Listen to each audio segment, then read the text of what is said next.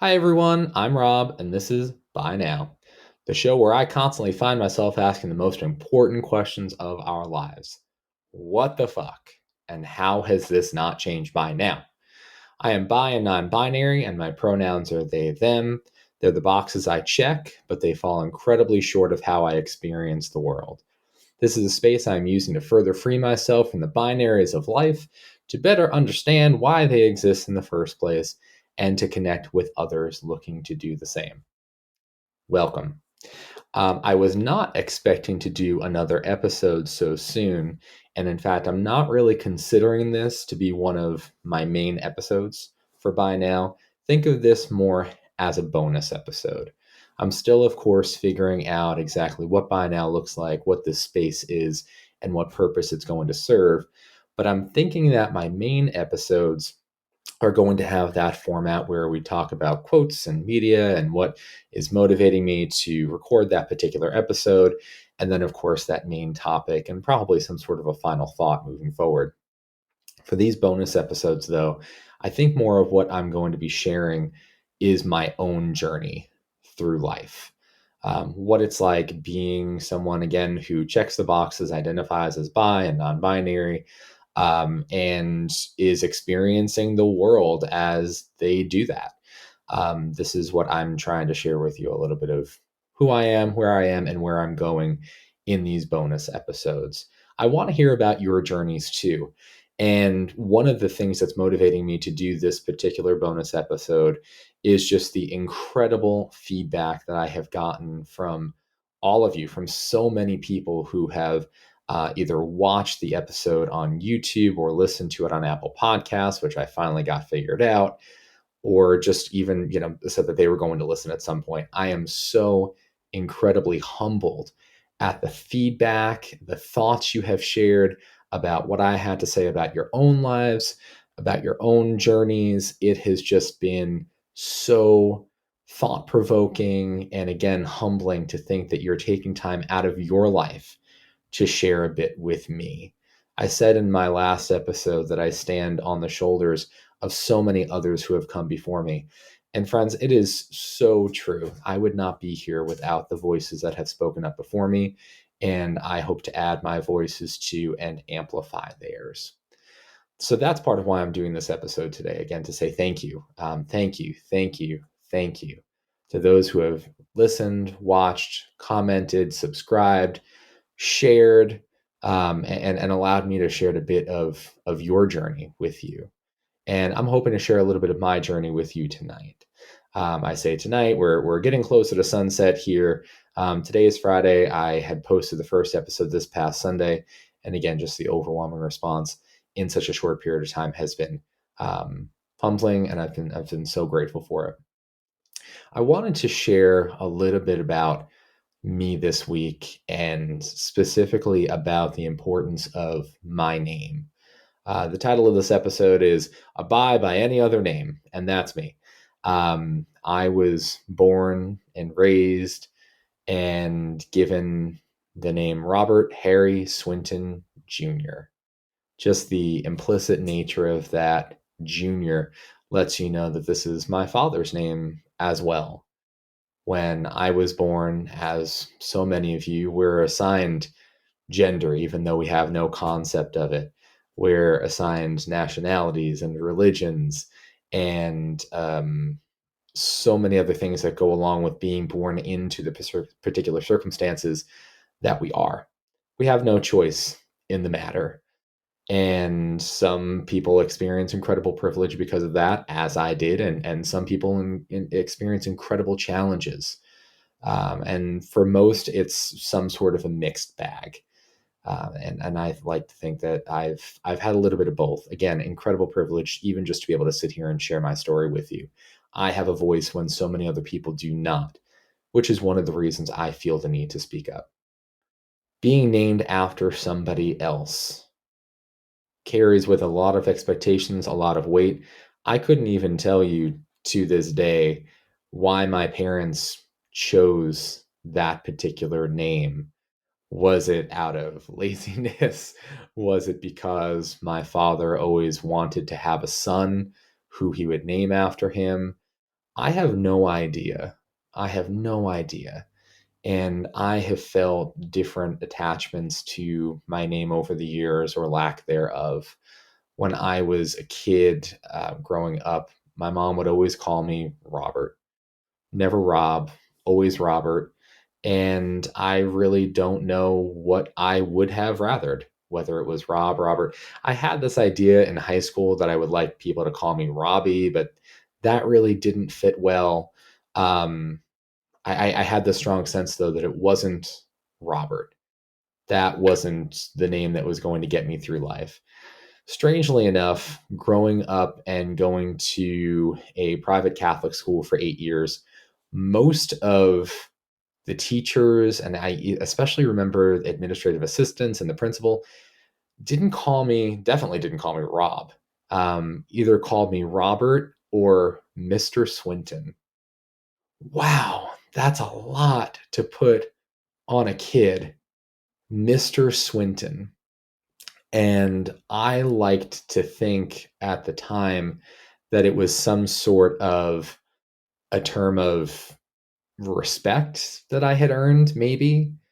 I was so focused on doing the right thing. And keep in mind, I had no idea what the right thing was. I was trying to fit whatever the right thing was according to the rules that teachers, parents, whoever else set forth for me.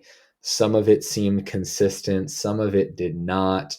But I tried to adhere to whatever the right thing was for that person, for that audience that I was in. I was trying to be good. So if you needed me to be Robert, I was Robert. If you needed me to be Mr. Swinton, fine, I'll be Mr. Swinton. And it really wasn't until I got to high school, which was an incredible change of experience, venue, the kinds of people I was surrounded by, that I really became Rob. And I think that that was who I strived to be for a long, long time. And that is who has flourished. That is who has flourished. It was never Robert. So when I look at my name, again, it belongs to my father. It made him a senior, whereas I am or was or soon won't be junior. The name Harry came from his father. His father's name was Harry. I can't say I know much about him. What has been shared with me is what I put in my Instagram story a few days ago, that he was a womanizer, he was a drunk, he beat my grandmother. Their relationship ended at some point. I have no idea how, I have no idea why, but it ended, and nothing good was ever shared about this person with me. And here I have been for the past 35 years carrying his name. I'm letting go of that. I'm letting go of Robert and Junior because I'm not my father's son. And when I think of that phrase, it carries a lot of meaning for me. I think of the song from Kinky Boots, that incredible song that just carries so much weight, so much meaning, so much emotion. Not necessarily because the character of Lola or Simon didn't feel like a man or didn't feel like someone's son, but not his father's son, not the person that he expected to be, in heels and a dress, looking absolutely fabulous in red, if I do say so myself, but just not who that person expected their son to be. For me, I think that's part of it. I can't really say that I was ever clear on what my father's expectations were for me, but I also never truly felt like a son, I suppose. I'm going to talk a lot about my parents at some point and family, and that's difficult. Maybe I still don't even understand what to take from my life experience with my family, who is not a part of my life anymore and has not been for a long time with the briefest of stints here and there. But I remember very clearly one story that, it just sticks in my head. One of these flashpoints when I was in college, I had gotten my left ear pierced, my lower two, because you get it on your left ear because the right ear is the gay ear, or so they said. And I didn't want to be considered anything but straight as an arrow. So, of course, I got my ear pierced, and not just once, but twice, three times, and then the right helix. But we'll go into piercings at a later date. I was moving back home. I think it was for one winter break, and one of my earrings fell out of the box that I was carrying. And my dad pointed to it, and I'll never forget. He said, "You dropped something. You dropped your fag thing there on the floor. You dropped your fag thing there on the floor."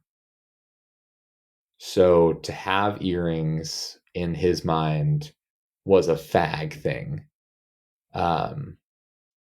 Trigger warning on that word. I suppose I should have said that. I'll put that in the show notes. But you dropped your fag thing on the floor. And I think for a long time, again, they took everyone aside at some point and explained the rules of the game that I do not know how to play.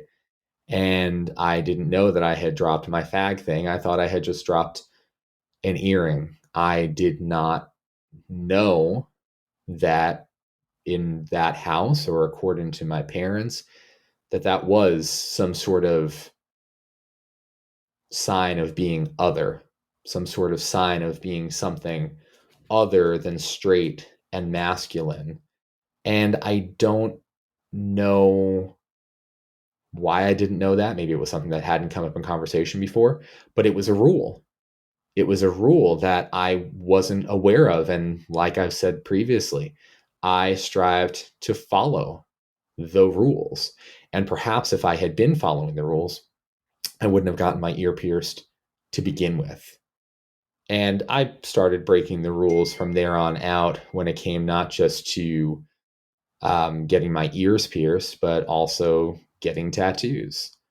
So that really started things, and maybe gave me a little bit of an insight into my own blurring the lines, I suppose, with what was accepted or what was expected of me and what I was going to present, regardless of what was accepted or presented. I don't know. I think I was coming to the end of college and saw the opportunity to begin engaging with the world more authentically, um, safer. But maybe also, again, I was getting to a point in life that I had not experienced. My parents had never gone to college. I didn't understand the rules moving forward. And I didn't really have any role models in that particular way. So my name is changing, and that's the short of it. And this has been a little bit of a scary and momentous experience, I suppose. I went on LegalZoom, ordered the paperwork, paid some money, got it, filled everything out. I think it was a little over a week ago. Got really excited to go downtown and put in the paperwork at the courthouse. And I put it off until just yesterday. That would have been a week since I had the paperwork, so that I could go down, not rush, find where I needed to go, take my time. Of course, there was an issue with the paperwork, because why wouldn't there be? And of course, the credit card that I tried to use was giving me an issue. And, but I got lucky with getting down there safely and finding a parking spot, having someone who was incredibly kind help me, not feeling judged in any way, shape, or form. And I think as a bonus, typically with these sorts of things, there needs to be some sort of a hearing. And the way the person who helped me described it is that because it seemed like such a simple, straightforward name change, that I would not have to have any sort of a hearing, that I would hear something. And I think they said 2 to 5 weeks or 2 to 6 weeks. And at most, it would be a phone call. Otherwise, the paperwork would just be processed. So I'm excited. I'm a little bit nervous to engage with the world in this particular way. And I am overwhelmed with the amount of paperwork I know that I will have to do moving forward in changing this professionally, personally, everything financially. But in the end, it's incredibly worth it for me. So some of you know what my new name is going to be. Some of you don't. My new name is going to be Rob as my first name, dropping the Bert or the Ert. My middle name is changing from Harry to Max. Last name stays the same. Junior goes away. It's just me. It's just me. I intentionally chose Rob and Max because Rob is who I am. And I think Max is this character I have had in my head for a long time. I've tried to write Max's story, and I've had a real hard time with it. I've gone back to it at certain points to this particular story that I've tried to put on the page, and I just haven't gotten it down. And I don't know if it's because there's a block in my head about character development or because Max's story is my story. And I'm hoping it's because Max's story is my story. So we'll see how that continues to play out. I did intentionally choose more gender neutral sounding names. I wanted to, again, like I've said, let go of the binary as much as I can.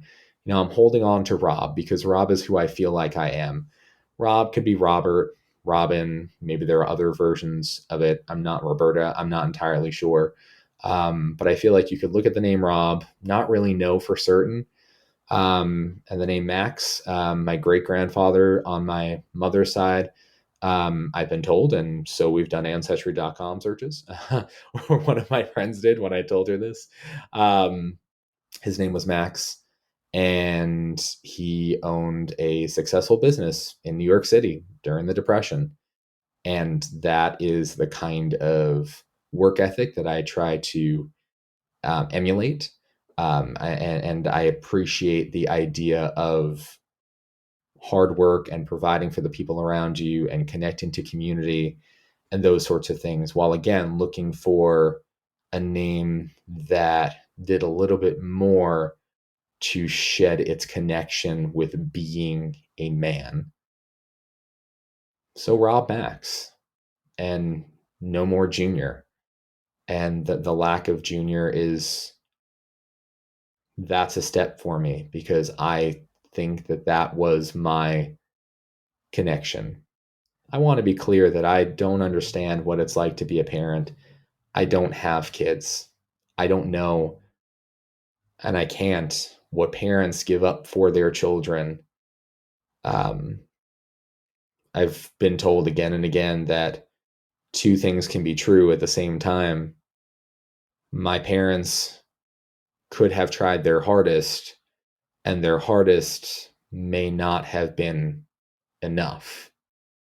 And that was something that an author who appeared on We Can Do Hard Things said, and gosh, I am forgetting her name at the moment. And I will definitely look it up and mention it in the next episode. I don't know how I'm forgetting her name.